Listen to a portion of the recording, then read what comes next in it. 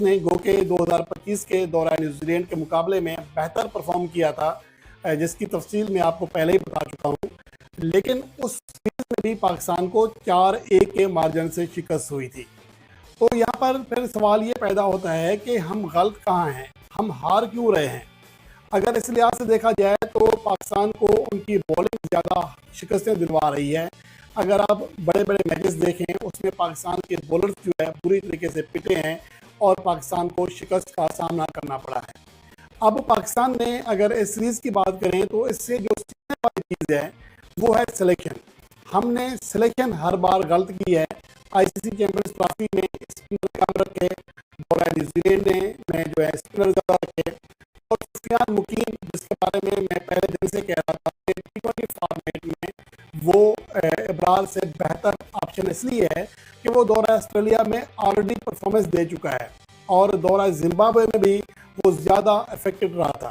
ठीक है, अगर आपने दौरा साउथ अफ्रीका में देखें वहाँ उन्हें मार पड़ी एक मैच में, लेकिन ओवरऑल उनकी कारकर्दगी अब्रार से बेहतर रही है। चाइना मैन बॉलर हैं, गुगली हैं, उनकी गेंद में बाउंस ज़्यादा आता है, उनको हिट करना आसान नहीं है, और आज ऐसा देखने में भी आया। 2 ओवर्स में सिर्फ 6 रन दिए, कोई बाउंड्री नहीं खाई, 3 रन फी ओवर उनका इकोनॉमी रेट रहा। और उस हाल में जहां पाकिस्तान के बॉलर 10 रन 11 रन फी ओवर दे रहे थे, इसी मैच में अगर आप शहजाद खान को देख लें, 1 चौका और 4 छक्के लगे उन्हें, और जिस तरह वो पिटे हैं तो उसके बाद तो लगता ही नहीं है कि ये कोई रेगुलर बॉलर है। ये पार्ट टाइमर बॉलर भी इतनी मार नहीं खाता जितना कि शहजाद खान खाते हुए दिखाई दे रहे हैं। अब पाकिस्तान की जो अगली सीरीज है वो बांग्लादेश के साथ होम सीरीज है, 5 T20 मैचेस हैं, लेकिन उससे पहले PSL है। तो मेरी दरख्वास्त है पाकिस्तान के उन लोगों से जो ये टीम के पहली बात तो यह कि जो सिलेक्टर बनाते हैं इनको फारिग करें, जिनमें अकल नाम की कोई चीज़ नहीं है। ऐसे ऐसे फैसले हो सकता है कि ये सिलेक्टर ही इसलिए हो कि उनके अंदर अकल ना हो, और ऊपर से जो भी कॉल है उसके मुताबिक टीम सिलेक्ट कर दें, क्योंकि जो सिलेक्शन में भान मारी गई है वो बहुत ज़्यादा है। शहजाद खान से कि अभी उनका कम बैक हो रहा है और बगैर परफॉर्मेंस के कम बैक हो रहा है। एक तो ये कि PSL में पाकिस्तान की डोमेस्टिक क्रिकेट में वो बेहतर करके आ रहे होते तब भी कोई बात नहीं। चाहे आप उन्हें उम्मीद के सहारे या तजर्बे के सहारे वापस ला रहे हैं तो आपने फैसला भी कर लिया कि उसे वाइस कैप्टन बना दिया, बल्कि उन्हें तो कैप्टन बनाया जा रहा था। ये तो आखिर में सलमान अली आगा के साथ बातचीत फाइनल हुई, वरना Shahzad Khan as a captain वापस आ रहे थे।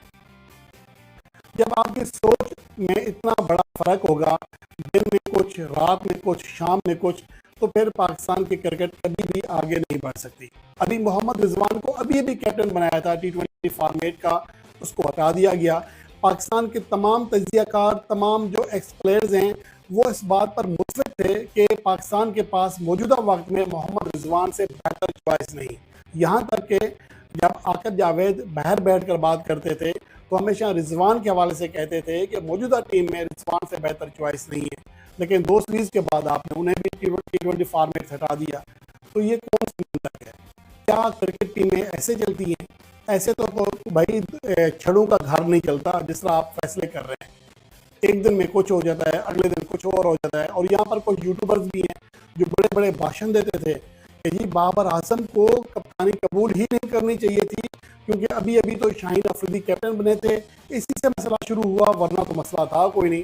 तो ये अभी नहीं कहेंगे कि जब रिजवान अभी अभी कैप्टन बने थे तो सलमान अली आगा को कप्तानी कबूल नहीं करनी थी।